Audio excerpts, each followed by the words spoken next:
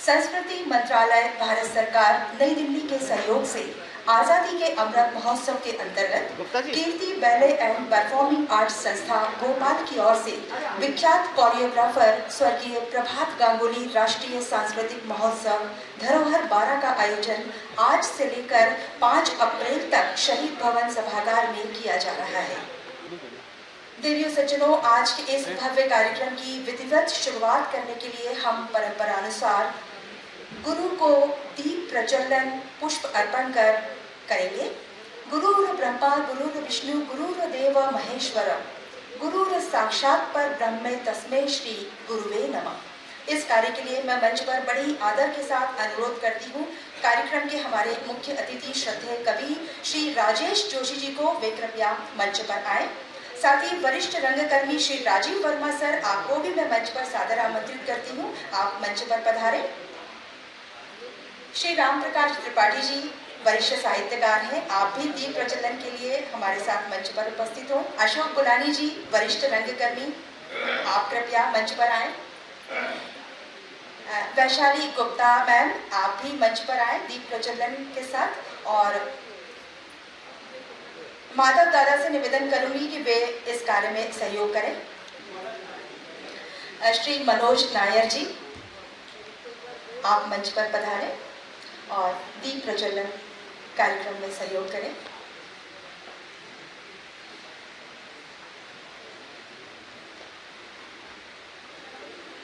आप सभी दीप प्रज्वलन कर आज के इस सांस्कृतिक कार्यक्रम की विधिवत शुरुआत करने का शंखनाद करें।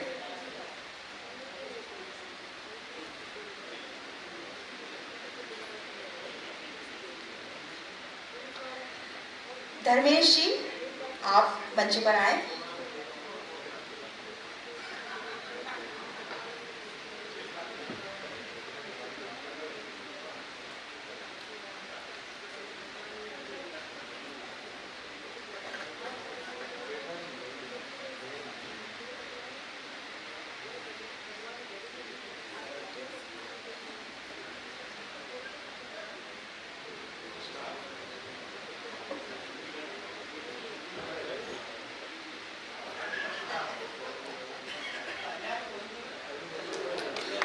तालियां सब लोग बजा रहे हैं तो बहुत अच्छा लगेगा।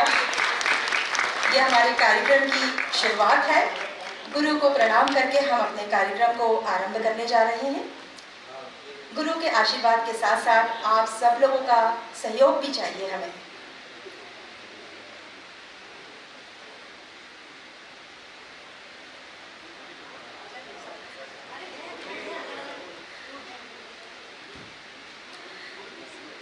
सांस्कृतिक महोत्सव धरोहर 12 के आयोजक हैं मध्य प्रदेश सांस्कृतिक जगत के नृत्य एवं नाटक से जुड़ी अग्रणी कला संस्था Kirti ballet and performing arts. Kirti ballet and performing arts संस्था के सचिव श्री चंद्र माधव पारिक, जिन्हें हम सब माधव दादा के नाम से जानते हैं। आप एक सुप्रसिद्ध कोरियोग्राफर हैं, साथ ही मयूर भंज छाऊ के विशेषज्ञ हैं। आपने अपने गुरु स्वर्गीय प्रभात गांगुली जी और पद्मश्री स्वर्गीय गुलवर्धन जी के मार्गदर्शन में बैले का प्रशिक्षण लिया। आपके बारे में, आपकी प्रसिद्धि के बारे में जितना बताया जाए उतना कम है, सुबह से शाम हो जाएगी। इतनी खूबियां हैं आपकी। आपको कई सम्मानों से नवाजा गया है। आपने अपने देश के साथ साथ विदेशों में भी खूब नाम कमाया है। आपके प्रसिद्ध बैले हैं आल्हा, शक्ति दुर्गा, अपराजिता, सिंहासन बत्तीसी, झांसी की रानी आदि प्रमुख हैं। संस्कृति विभाग द्वारा हाल ही में 7 मार्च 2022 को रीवा नृत्य महोत्सव घुंघरू में नृत्य विधा के लिए राज्य शिखर सम्मान 2019 से अलंकृत किया गया है। माधव दादा के लिए सबसे पहले तो जोरदार तालियां।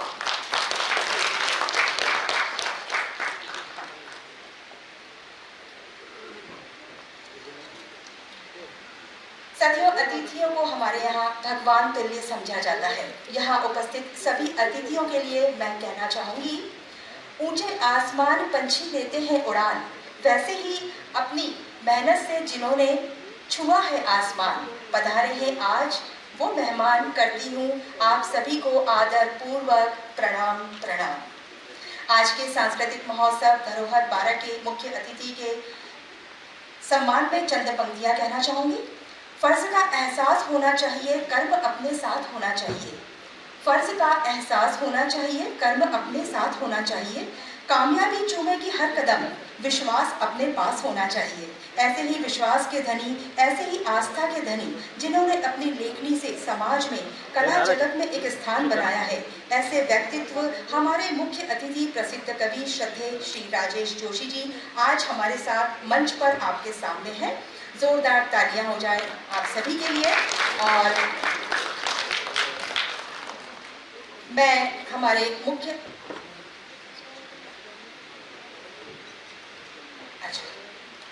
सभी अतिथियों के स्वागत के लिए मैं माधव दादा से निवेदन करूंगी कि वे पुष्प गुच्छ देकर हमारे अतिथियों का स्वागत करें। और तालियों से, सम्मान भरी तालियों से आप भी स्वागत कर सकते हैं।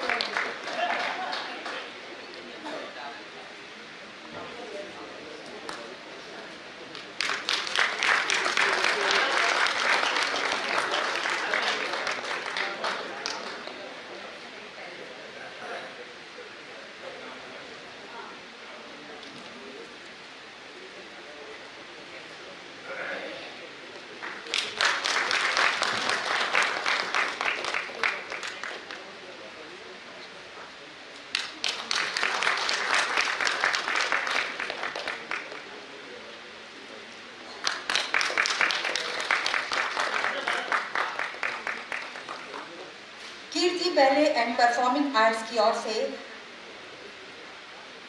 आदरणीय श्री जोशी जी के स्वागत के लिए अब मैं माधव दादा से अनुरोध करूंगी, आप पुष्प गुच्छ से हमारे मुख्य अतिथि महोदय का स्वागत करें।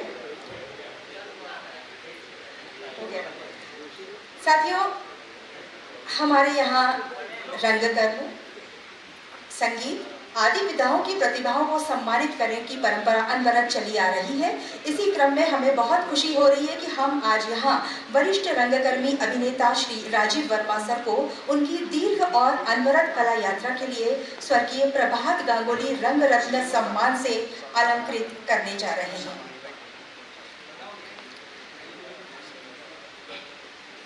इसके पहले हम अपने मुख्य अतिथि राजेश जोशी जी का सम्मान करना चाहेंगे। मैं माधव दादा से निवेदन करूंगी कि वे शॉल और श्रीफल और पुष्प गुच्छ देकर आदरणीय श्रद्धेय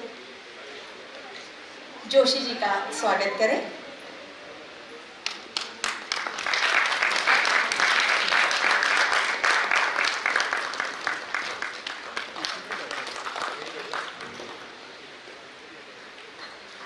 साथियों, हमारे यहाँ रंगकर्म, संगीत आदि विधाओं की प्रतिभाओं को सम्मानित करने की परंपरा अनवरत चली आ रही है। इसी क्रम में आज हम वरिष्ठ रंगकर्मी अभिनेता श्री राजीव वर्मा सर को उनकी दीर्घ और अनवरत कला यात्रा के लिए स्वर्गीय प्रभात गांगुली रंग रत्न सम्मान से अलंकृत करने जा रहे हैं। वर्मा सर, आपका बहुत बहुत अभिनंदन। आदरणीय वर्मा सर के सम्मान के लिए मैं जोशी सर से निवेदन करूंगी कि वे उन्हें शॉल, श्रीफल और अलंकरण सम्मान से सम्मानित करें। आदरणीय श्री वर्मा जी की शख्सियत से हर कोई परिचित है। आप एक वरिष्ठ रंगकर्मी और अभिनेता हैं। आप टीवी सीरियल से लेकर फिल्मों में अपने अभिनय का परचम लहराकर हर एक के दिलों पर राज करते हैं। आपने अपनी प्रारंभिक शिक्षा के साथ मध्य प्रदेश कला परिषद भोपाल में स्वर्गीय बी.वी. कारन के निर्देशन में नाटक का प्रशिक्षण किया। आप कई प्रतिष्ठित संस्था से जुड़े हैं। इतनी सभी खूबियों के साथ साथ आप एक नेक दिल इंसान हैं। आपकी दीर्घ एवं अनवरत कला यात्रा से कला प्रेमियों को इस तरह बांधे रखने के लिए हम सब आपका शुक्रिया अदा करते हैं। आप इसी तरह से रंगमंच से, अभिनय से हम सभी से नाता बनाए रखें। इन्हीं शुभकामनाओं के साथ आपको बहुत बहुत बधाई। और अब मैं हमारे कार्यक्रम के मुख्य अतिथि श्रद्धेय जोशी जी से निवेदन करूंगी कि वे इस अवसर पर हमें आशीर्वचन स्वरूप 2 शब्द कहें। श्री जोशी जी।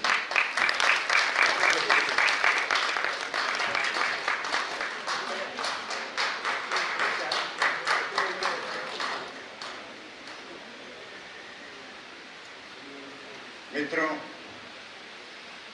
हम सबके लिए ये क्षण बहुत ही भावुकता का भी है और एक तरह का सम्मान का, गौरव का भी। प्रभात दा के साथ एक लंबा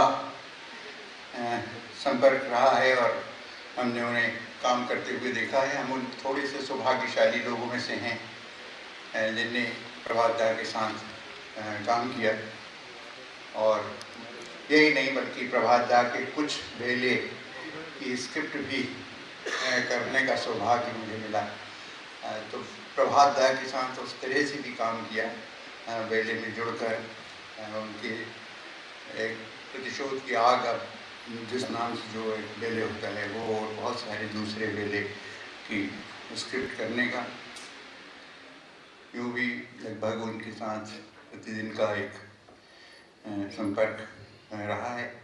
इसलिए प्रभात दा की स्मृति में ये कार्यक्रम हो रहा है। और दोनों ही कीर्ति बेले परफॉर्मिंग आर्ट्स के दोनों ही प्रमुख स्तंभ, चाहे माधव हों और चाहे कीर्ति हो, दोनों प्रभात दा के शिष्य रहे हैं। इस तरह वो एक इस विरासत को जिस ढंग से आगे ले जा रहे हैं, ये हम सब के लिए बहुत ही सुखद और बहुत खुशी की बात है कि उस परंपरा को जो प्रभात दा से, बल्कि प्रभात दा तो जो बेले का प्रथम स्कूल था भारत का, वहाँ से निकले थे। और तो कहना चाहिए कि एक लंबी परंपरा जो बेले की, भारत की एक प्रदीर्घ परंपरा है, उसके स्तंभ थे और उसी को आगे बढ़ाने का काम आज माधव और कीर्ति दोनों कर रहे हैं। ये बहुत ही सुखद है। इस अवसर पर वैशाली यहाँ हैं, वैशाली भी उससे जुड़ी रही। दूसरा एक सुखद संयोग है कि राजीव भाई जो हैं उनसे भी एक बहुत लंबा संपर्क हम लोगों का रहा है। मुझे याद है कि लगभग 70s के दौर में, 70 के दशक में, पहला 74 में पहला नाटक हो रहा था कला परिषद द्वारा, रसगंधर्व मणि मधुकर का। बाबा कारंत उसका निर्देशन कर रहे थे। उसमें पहली बार मैंने राजीव जी को देखा था और वहाँ से लेके फिर बहुत लंबी, पंछी से आते हैं वगैरह वगैरह, बहुत सारे सैकड़ों नाटक गिनाए जा सकते हैं। तो एक लंबी उनकी पारी है जिसमें वो नाटक के एक बहुत ही महत्वपूर्ण कलाकार रहे हैं। यही नहीं, उन्होंने कई फिल्मों में, कई सीरियल्स में भी बहुत उल्लेखनीय भूमिकाएं की हैं। और ये हम सब लोगों के लिए बहुत, खासतौर से मेरे लिए इसलिए भी कि हम लोग जो भोपाल के खास तौर से लोग थे, वो नए भोपाल को थोड़ा भोपाल से बाहर का इलाका जानते थे। और पुराने भोपाल के जो लोग हैं, तो पुराने भोपाल के हैं राजीव वर्मा, इसलिए पुराने भोपाल के लोग ज़्यादा गर्व कर सकते हैं इस बात पे कि राजीव वर्मा जो हैं वो भी पुराने भोपाल के हैं। वो गलियाँ और वो सब हम लोगों की देखी हुई हैं। तो ये सब एक ऐसा सुखद अवसर है और इसके लिए मैं एक बार पुनः प्रभात दा का स्मरण करते हुए, गुणवर्धन का स्मरण करते हुए, एक बार पुनः माधव को, कीर्ति को, इस परफॉर्मिंग ग्रुप को बहुत बधाई देता हूँ और बहुत शुभकामनाएं देता हूं कि वो इस को लगातार जारी रखें और ये परंपरा आगे बढ़े। मैं इसके लिए एक बार पुनः सबको बधाई देता हूं। आप सबको धन्यवाद। श्रद्धेय जोशी जी, बहुत बहुत धन्यवाद। आपके आशीर्वचन हमारे लिए प्रेरणादायक रहेंगे। और गुप्ता जी का सम्मान करते हैं हम मंच पर। और इसके साथ ही अब मैं आदरणीय राजीव वर्मा सर से निवेदन करूंगी कि वे उद्बोधन में हमें 2 शब्द कहें। वर्मा सर।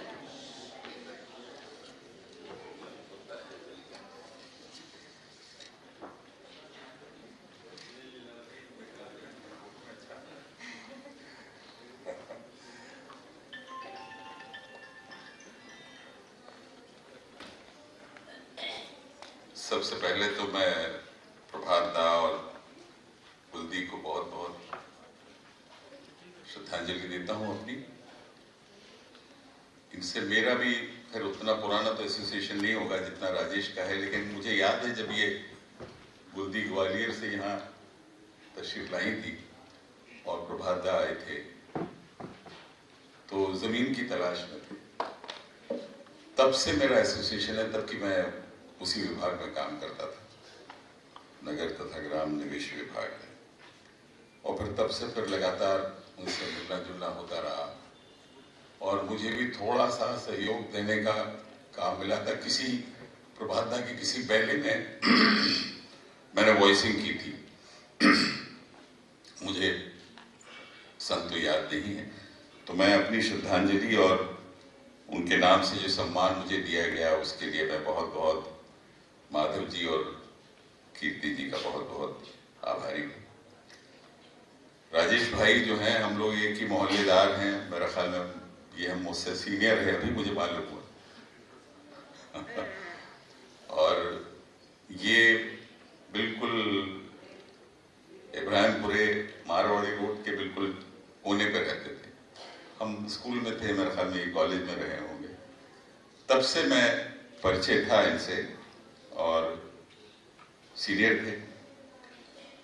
और आज ये अभी हम बात कर रहे थे कि सम्मान हमारे नामों के आगे जो वयोवृद्ध और आदरणीय और ये लगाया जाता है, ये हमेशा ये कहता है कि यार हम तो हमारे काम हो गया, हमारा उम्र हो चुकी, तो घर में बैठो। तो ये अभी भी हमको, क्योंकि मुझे लगता है कि अभी भी जोश है काम करने का और लगातार करने की कोशिश कर रहे हैं। और इतने बड़े सम्मान के लायक मेरा ख्याल में निरंतर तो अभी चल ही रही है, काम चल रहा है। सम्मान के लायक मैं समझता नहीं हूं कि अभी हम हैं, लेकिन एक रिकॉग्नाइज करना किसी को वो पहचान दिलाना और दर्शकों प्रेमियों के सामने शॉल श्रीफल देना हमेशा अच्छा ही लगता है। तो उसके लिए मैं बहुत बहुत धन्यवाद देता हूं। सम्मान से अधिक हमें आवश्यकता होती है प्रेम की। सम्मान तो ठीक है, सम्मान, लेकिन उसके साथ अगर प्रेम भी मिलता रहे सभी का, आप रंगकर्मियों का, रंग प्रेमियों का, विद्वानों का, तो वो सबसे बड़ी धरोहर होती है हमारी। और ये धरोहर मुझे भरपूर मिल रही है, मिलेगी। इसके लिए मैं फिर से एक मर्तबा माधव जी और कीर्ति जी और हमारे राजेश भाई और यहाँ हमारे सारे पुराने साथी परिचित राम प्रकाश बुलानी जी और प्रेम, ये तो हमारे मतलब साथ ही हैं, एक ही बिल्डिंग में इनका भी काम चलता था। और अब ये हमारी बहुत वरिष्ठ रंगकर भी, वरिष्ठ नहीं कहूँगा, अभी जवान रंगकर भी। तो आप सबका बहुत बहुत धन्यवाद। एक बार फिर से प्रभात का और प्रणाम।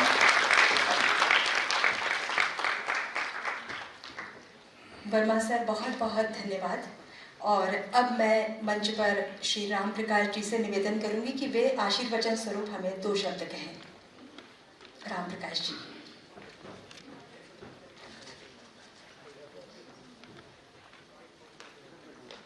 मंच पर और सामने बैठे हुए सभी लोगों को प्रणाम। असल में जब बहुत अच्छा संगीत चल रहा हो, कोई खखार करने वाला बुला लिया जाए बीच में, तो बहुत अच्छा नहीं लगता। मैं असल में रंगकर्म से प्रभात गांगुली के साथ जुड़ा था और बुलानी जी इस बात के गवाह हैं कि वहाँ एक किसका हाथ नाम का नाटक हुआ था जिसमें मैंने मुख्य भूमिका निभाई थी, जिसमें मुझे पुरस्कार भी प्राप्त हुआ था। तब से प्रभात गांगुली जी से मैं लगातार जुड़ा रहा और अब तक अंतिम दिनों तक, जब तक वो रंगशैली टिल बैले ट्रुप में रहे, ग्वालियर से यहाँ तक मेरा उनसे संबंध रहा। इस मामले में राजेश जोशी से मैं सीनियर हूँ। हालांकि राजेश जोशी ने ज़्यादा, उनके क्रिएटिव इनपुट राजेश जोशी का कहीं ज़्यादा है, मेरा उस तरह से नहीं है। और जहाँ तक राजीव वर्मा जी का सवाल है, मैं उन सौभाग्यशाली लोगों में से हूँ जिन्होंने उनकी पूरी रंग यात्रा शुरू से देखी है। आरंभ से जब से उन्होंने रंग यात्रा शुरू की थी तब से मैं लगातार इनको देखता रहा हूँ, इनकी प्रशंसा भी करता रहा हूँ और आड़े वक्त पर आलोचना भी करता रहा हूँ। लेकिन हमारे जिस प्रेम की ये बात कर रहे हैं वो संबंध हमेशा हमारे प्रगाढ़ रहे हैं। और जब मुझे राजेश ने सूचना दी कि राजीव वर्मा जी का आज सम्मान हो रहा है, मैं सम्मान देने जा रहा हूँ, तो मैं अपने आप को रोक नहीं पाया। मैं इनके साथ इनकी गाड़ी में लद लिया और उनके साथ आ गया। मुझे बड़ी खुशी है कि हमारे साथ काम करने वाले लोग, राजीव जी ने हमारे साथ संगीत कला संगम में भी बहुत काम किया है और उसकी स्मृति लोगों को बहुत ही कम है क्योंकि संगीत कला संगम बहुत दिनों से निष्क्रिय है। उसमें भी बहुत काम किया है। एक बहुत खूबसूरत तस्वीर मैंने भेंट की थी रीता और राजीव जी की, जो मेरे पास थी। बहुत अच्छी तरीके से ये लोग हमारे साथ लगातार काम करते थे। तो कलाओं के जितने भी क्षेत्र हैं उन सारे क्षेत्रों में, फिल्म से लेकर के संगीत तक, राजीव वर्मा जुड़े रहे। इनको सम्मानित होते देखना मेरे लिए बहुत खुशी और प्रसन्नता का अवसर है। मैं आयोजकों को, माधव को और रानी को, इन सबको मैं इस अवसर को उपलब्ध कराने के लिए धन्यवाद देता हूं और आप सबको जिन्होंने मुझको सुना, धन्यवाद। राम प्रकाश जी, बहुत बहुत धन्यवाद। मंचासीन सभी आदरणीय अतिथियों का हम बहुत बहुत धन्यवाद करते हैं। आप लोग मंच पर आए, मंच को आप सभी ने पावन कर दिया और सभी से निवेदन करते हैं अब आप कृपया दर्शक दीर्घा में अपना स्थान ग्रहण करें।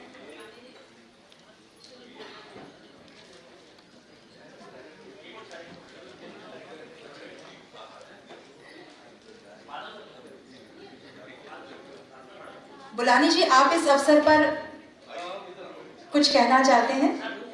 प्लीज आ जाइए। अच्छा, फोटो ले लीजिएगा।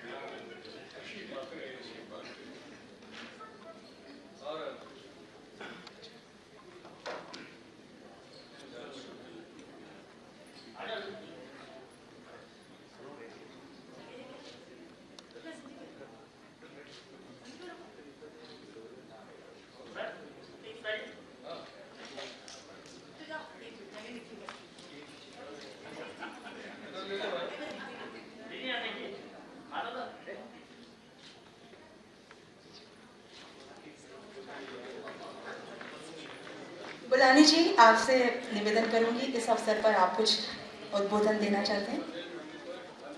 जब तक हमारी मंचासीन अतिथि सामने आ जाए हॉल में, आपको कैसे मालूम पड़ा मैं कुछ बोलना चाह रहा हूँ?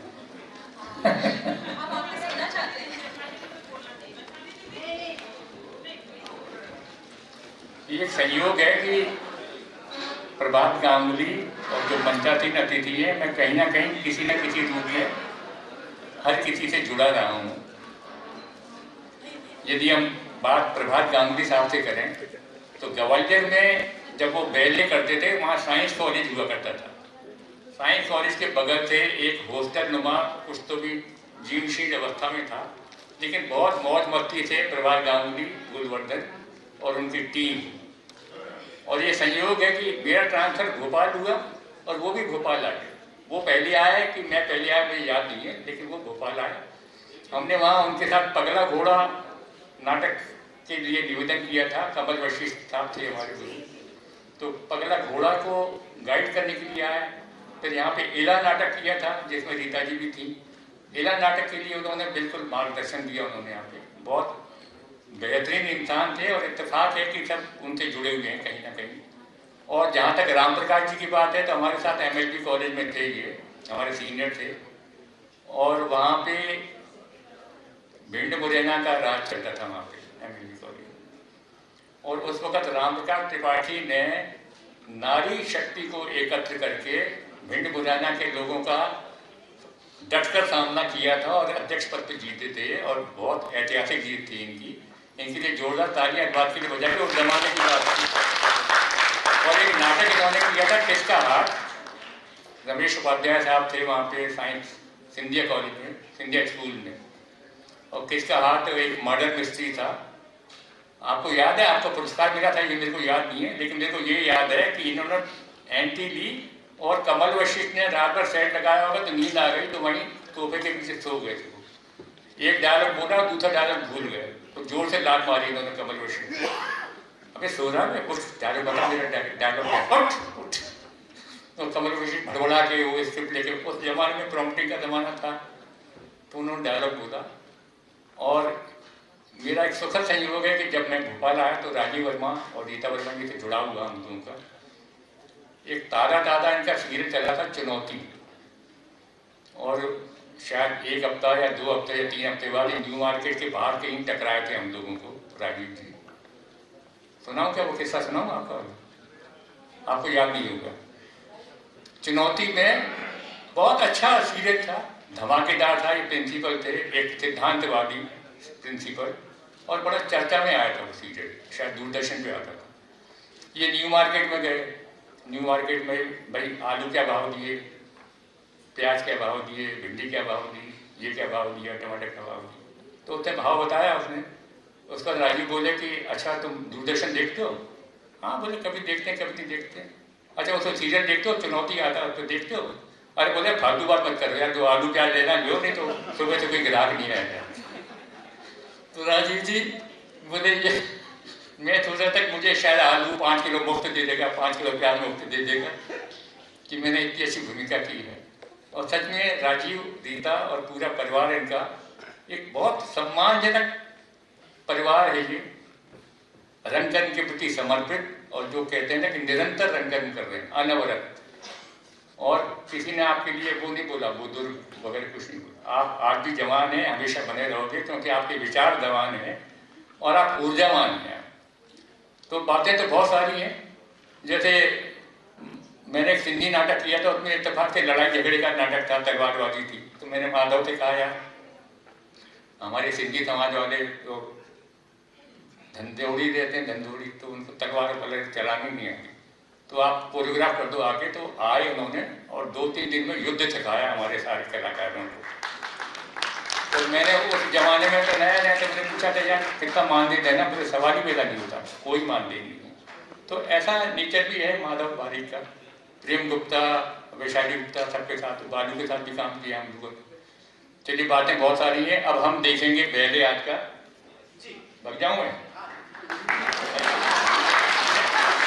धन्यवाद दिलानी जी। बस अब कुछ ही क्षणों में आज के कार्यक्रम की प्रस्तुति नृत्य नाटिका नमामि देवी नर्मदे आप देखेंगे। नृत्य नाटिका नमामि देवी नर्मदे की प्रस्तुति कीर्ति बैले एंड परफॉर्मिंग आर्ट्स संस्था भोपाल की है। आलेख श्री योगेश त्रिपाठी, संगीत श्रुति धर्मेश का, कोरियोग्राफी श्री चंद्र माधव बारीक, अवधि लगभग 60 मिनट। नृत्य नाटिका नमामि देवी नर्मदे मां स्वरूपा पवित्र नदी नर्मदा के पौराणिक महात्म्य और उससे जुड़ी हुई कथाओं का एक संगोपन है।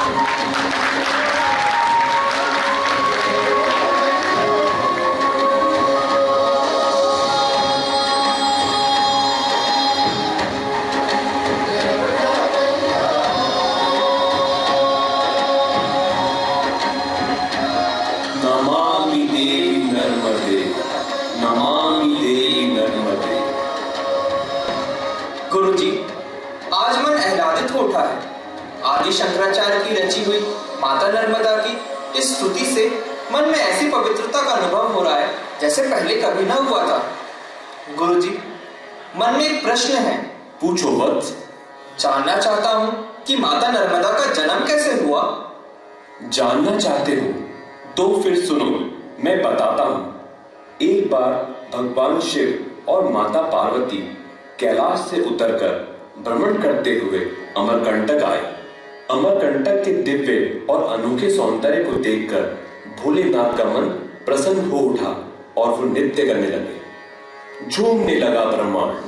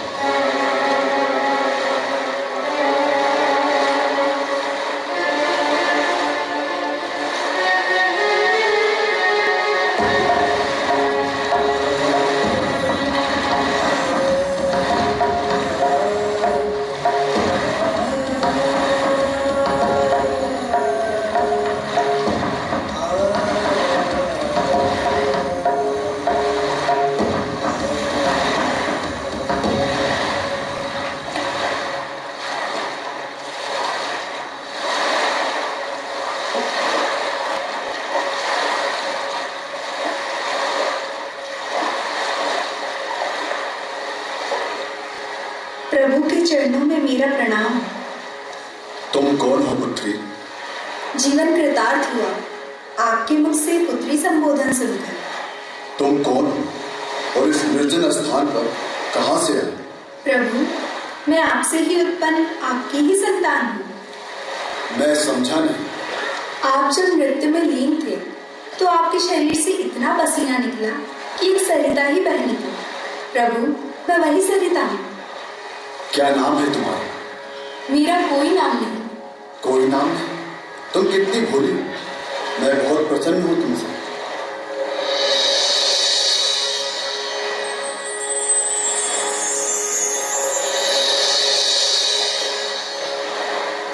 तुमने मुझे शीतलता देकर ताप से बचाया, इसीलिए आज से तुम्हारा नाम नर्मदा हुआ और तुम इस जगत में देवी के रूप में पूजी जाओगी। नर्मदा? हाँ, नर्म का अर्थ होता है सुख और दा का अर्थ होता है देने वाला। तो इस तरह से भगवान शंकर के श्वेत से नर्मदा का निर्माण हुआ। अच्छा, तो इसीलिए मां नर्मदा को भगवान शिव की पुत्री कहा जाता है? हाँ पुत्र, परंतु एक कथा और है नर्मदा के अवतरण की। अवतरण की? हाँ, उनका जन्म भूलोक पर हुआ ही नहीं था, वो तो अवतरित हुई थी देवलोक से। इस सृष्टि के पहले अचानक एक दिन रुष्ट हो गए ब्रह्मदेव, समुद्र पर दिया शाप, समुद्र को मानव जन्म का। जाओ, मैं तुम्हें श्राप देता हूं कि तुम्हारा जन्म मानव के रूप में होगा। शाप ब्रह्मदेव का फलीभूत होता है, समुद्र मानव रूप में कुरुकुत्स होता है।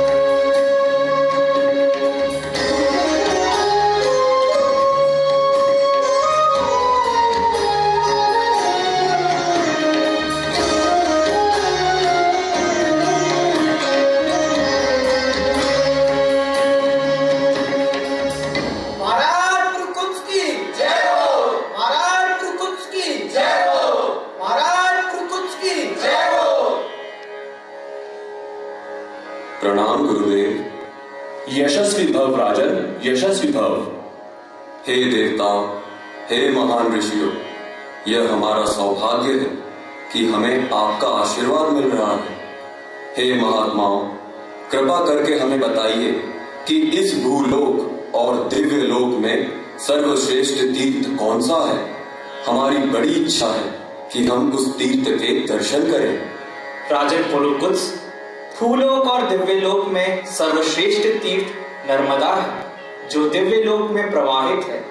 नर्मदा परम पावनी है, भगवान शिव को परम प्रिय है। तो हे देवताओं, परम पावनी सरिता नर्मदा को इस भूलोक में उतारने का जतन करना चाहिए। कृपा करके हमारी सहायता करिए। ये हमसे नहीं हो पाएगा। क्यों महात्मन? नर्मदा नित्य शिव सानिध्य में रहती है। शिव उन्हें अपनी पुत्री मानते हैं, वे उन्हें त्याग नहीं सकते। इसलिए राजन, हम तुम्हारी कोई सहायता नहीं कर सकते। पुलुकुत्स था नहीं निराश होने वाला। बैठ विंध्य शिखर तब आरंभ किया।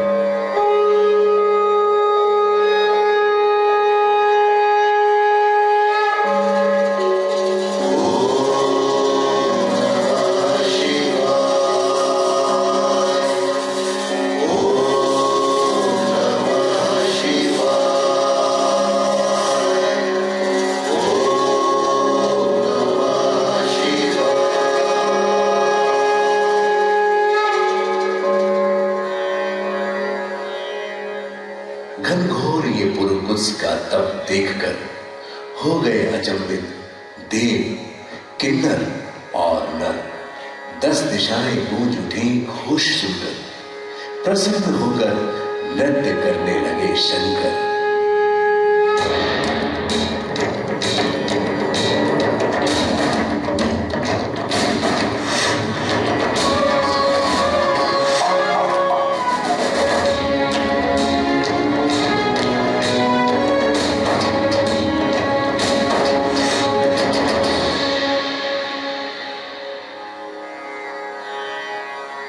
वत्स, तुमने जन कल्याण के लिए तप किया है। मैं तुमसे बहुत प्रसन्न हूं। मांगो, क्या चाहते हो? आप जानते हैं देव, फिर भी पूछ रहे हैं।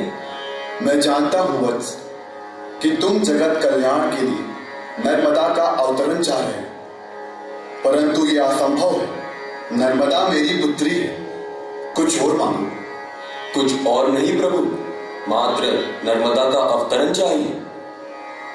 पुत्री नर्मदा,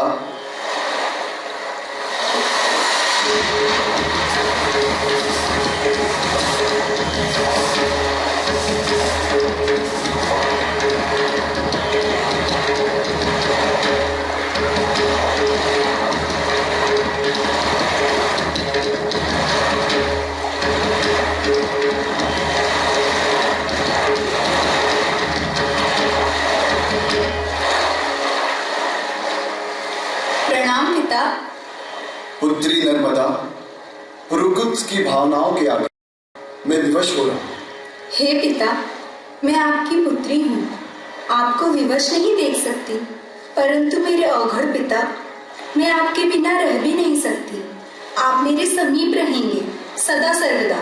वचन दीजिए। देता हूं वचन, तुम्हारे साथ ही रहूंगा पुत्री। मात्र मैं नहीं, समस्त देवी देवता भी तुम्हारे आसपास ही रहेंगे सदा सर्वदा। बस मुझे और कुछ नहीं चाहिए। परंतु पिता, पृथ्वी पर मुझे धारण करने वाला कौन होगा? विंध्य पुत्र पर्यंक।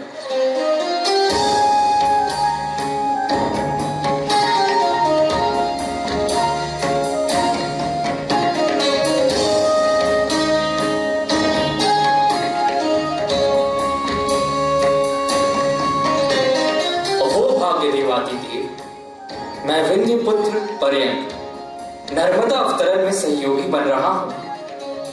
ये आपका प्रसाद है देव। पुत्री नर्मदा, तुम सदैव अविनाशी रहोगी। मेरा आशीर्वाद है तुम्हें।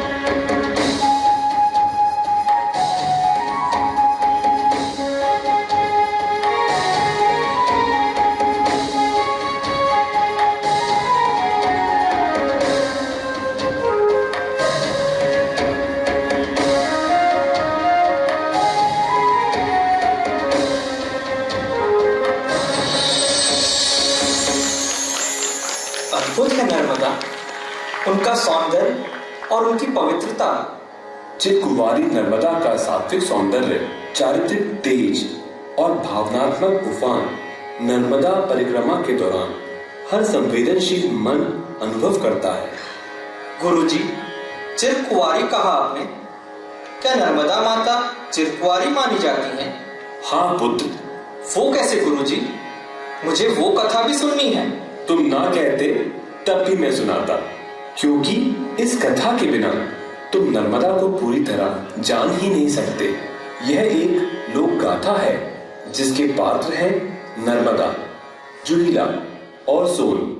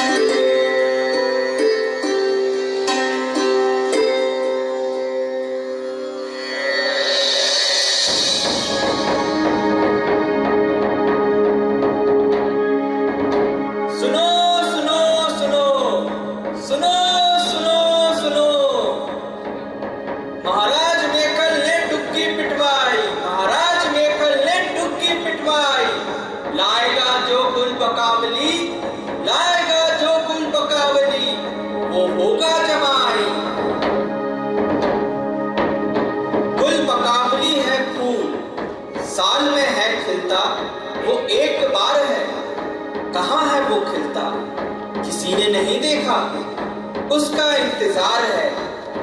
लाएगा उसको जो कोई नौजवान, वो पाएगा रेवा का हाथ।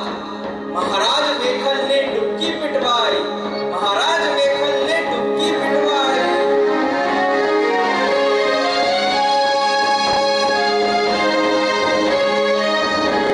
लाऊंगा मैं गुलबकावली, मैं ही हूँ जो दूंगा साथ, क्योंकि लिखा है भाग्य में मेरे, पकड़ूंगा रेवा का हाथ।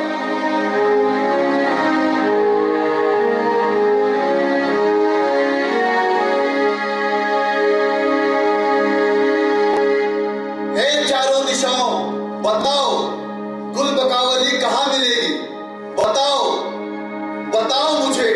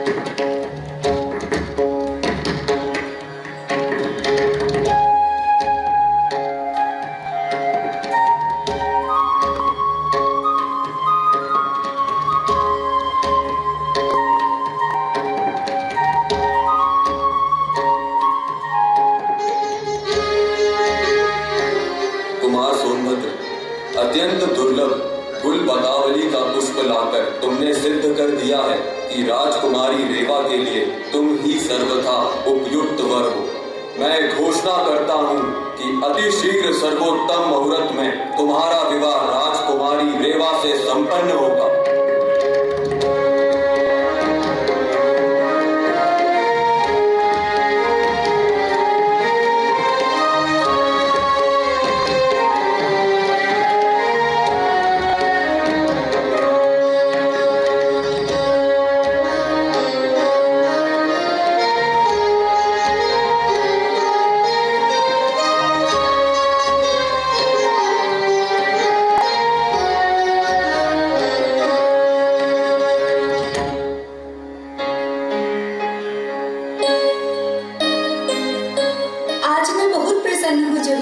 बहुत प्रसन्न। जुहिला बताओ, उनसे मेरी भेंट कब होगी? मुझे यह वियोग नहीं सहन होता। पता नहीं उनके मन में भी मेरे लिए प्रीत है या नहीं। मेरी प्यारी सखी, बस कुछ ही दिनों की तो बात है, धीरज धरो। धीरज ही तो नहीं होता जुहिला। तू मेरा एक काम कर। बोलो ना। ये पाती है मेरी, उन तक पहुंचा दे। पहुंचा दूंगी, लेकिन राजकुमारी की सखी हूँ, इस कपड़े में नहीं जाऊंगी। अच्छा बाबा चल, मैं तुझे अपने नए कपड़े देती हूँ, उन्हें पहन कर जा। और गहने भी।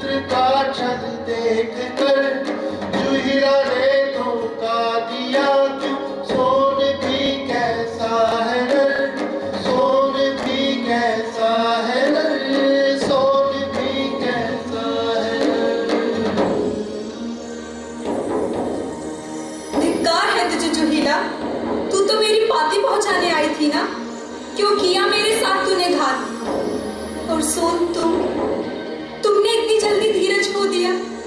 मैं तड़पती रही तुमसे मिलने के लिए, और तुम, अरे वो तो जैसी भी थी, तुम तो मेरे थे।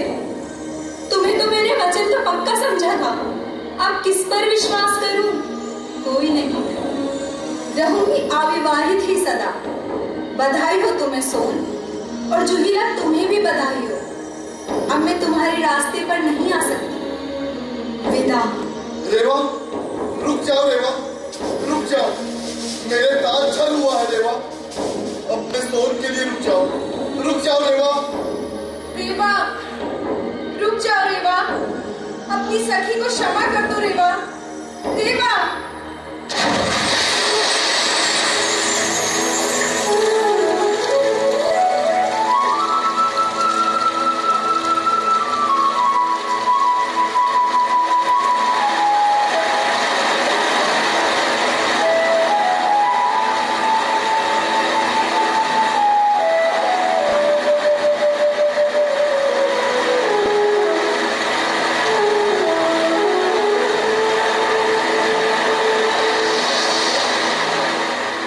देवलोक से भूलोक पर आकर मां नर्मदा अमरकंटक से निकलती है, पश्चिम की तरफ चलती है और 1300 किलोमीटर दूर जाकर खंबात की खाड़ी में समा जाती है। इस बीच न जाने कितने देव स्थल हैं जहां दूर दूर से लोग आते हैं, तीर्थ भी करते हैं और पर्यटन भी करते हैं।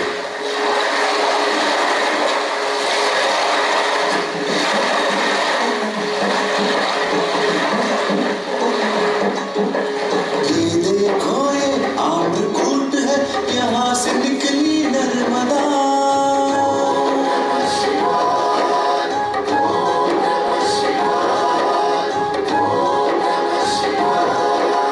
धरती को हरियाली देने यहाँ से निकली नर्मदा।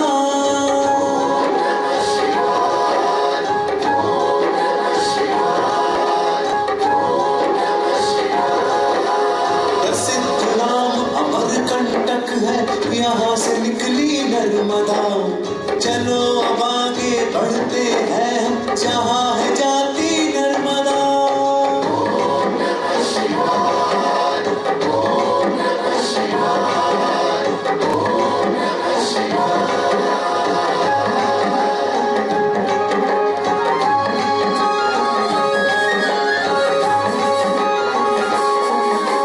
चलते आओ तुम पाओगे, सुंदर है ये जलप्रपात।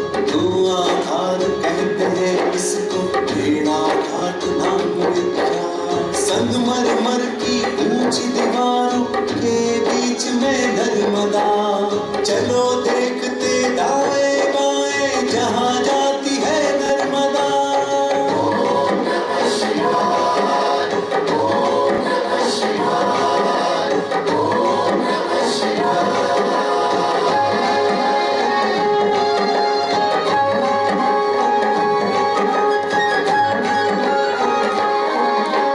ये है ज्योतिर्लिंग का तीर्थ, ओंकारेश्वर नाम है। सीता वन है पास में और वाल्मीकि का धाम है।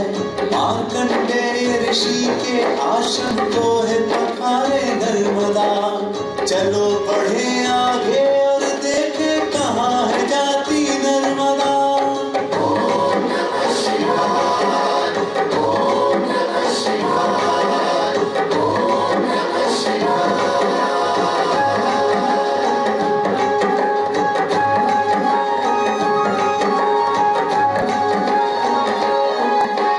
धर्मपुरी दधीची की भूमि, शुक्लेश्वर ऋषियों का धाम। विश्वामित्र वशिष्ठ अत्रि जमदग्नि आदि का तपोद्यान। इन ऋषियों को सिद्धि दिलाने वाली माता नर्मदा। आगे बढ़ते हैं हम, देखो जहाँ है जाती नर्मदा।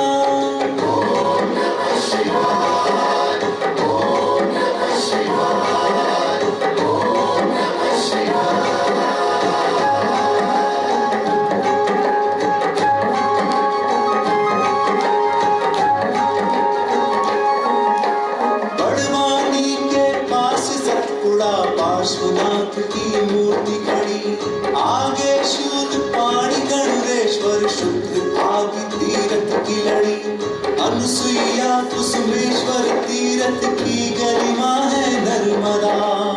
आगे बढ़ते हैं हम, देखो जहाँ है जाती नर्मदा।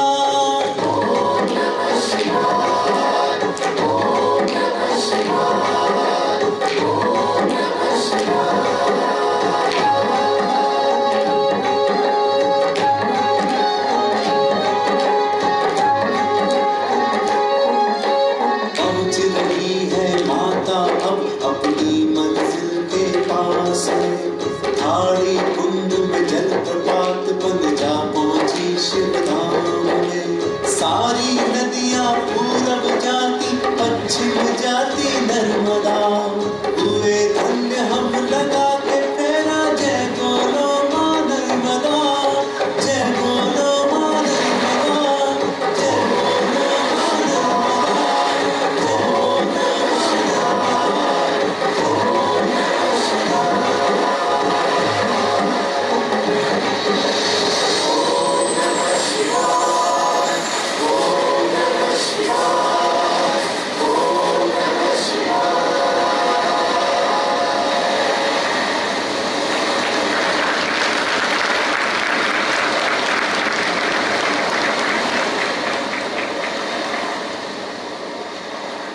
चिरकुंवारी नर्मदा की सात्विक सुंदरता और उनके चारित्रिक तेज का अनुभव परिक्रमा के दौरान हर मनुष्य को होता है। स्वाभिमान और विद्रोह का प्रतीक है नर्मदा। निज सुखों को त्याग संसार की सेवा का संकल्प है नर्मदा। नदियों में सर्वश्रेष्ठ राजराजेश्वरी है नर्मदा। शिव का तीर्थ है नर्मदा। प्राचीनतम जनजातियों ने आंचल में बसाने वाली शिव पुत्री है नर्मदा। सुख शांति और समृद्धि देने वाली मातेश्वरी है नर्मदा।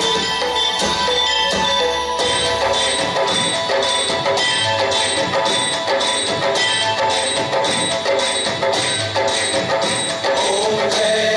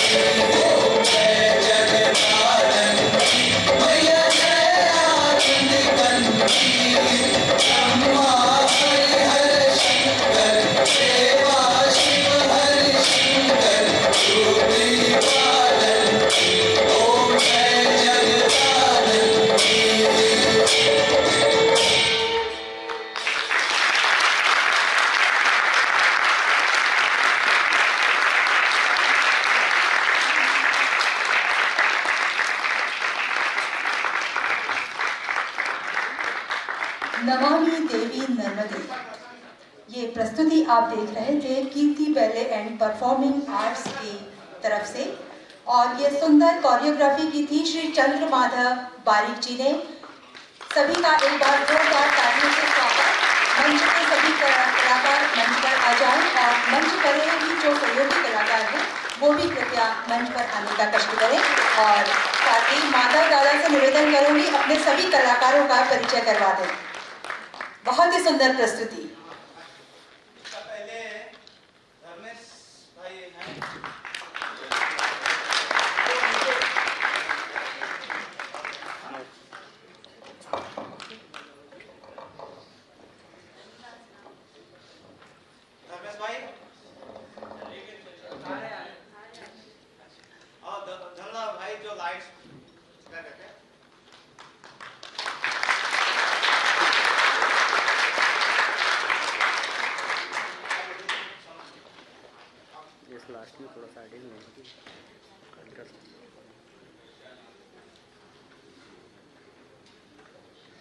मंच पर सहयोगी कलाकार कृपया मंच पर आने का कष्ट करें।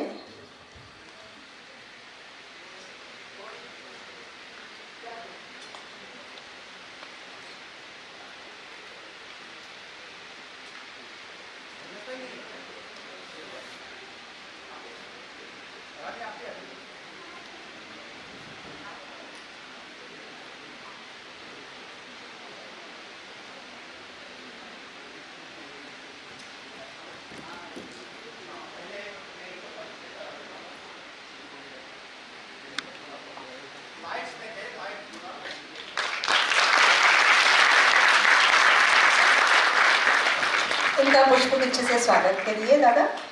धन्यवाद।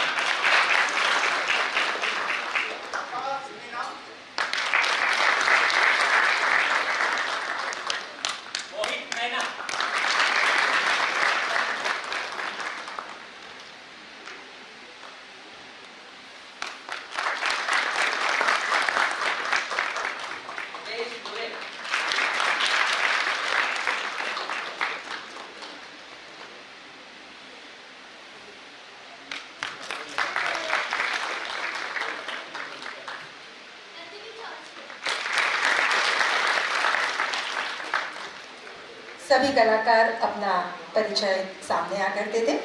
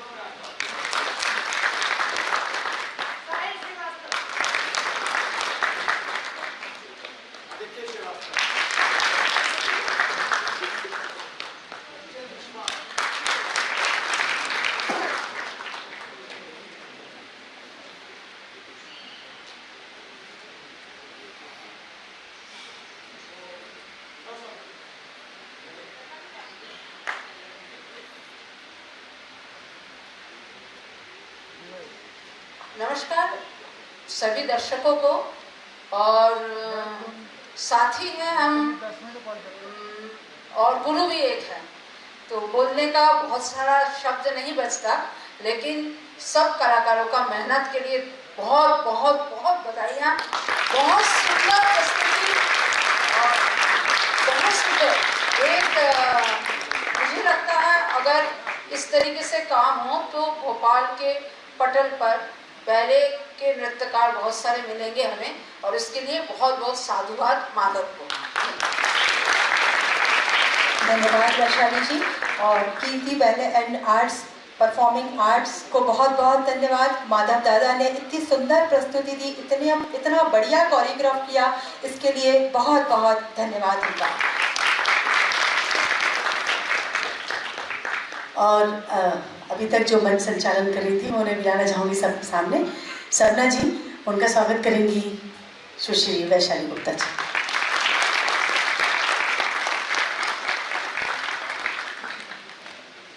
यहाँ पधारे सभी अतिथियों का हम आभार व्यक्त करते हैं। आप अपना कीमती समय निकालकर यहाँ पर कार्यक्रम देखने के लिए आए। और कल की प्रस्तुति हम थिएटर ग्रुप की होगी, जिसमें आप देखेंगे नाटक ययाति। कल भी हमें आपका इंतज़ार रहेगा। और इसी के साथ अपना ध्यान रखिएगा, कल फिर आइएगा। शुभ रात्रि, धन्यवाद।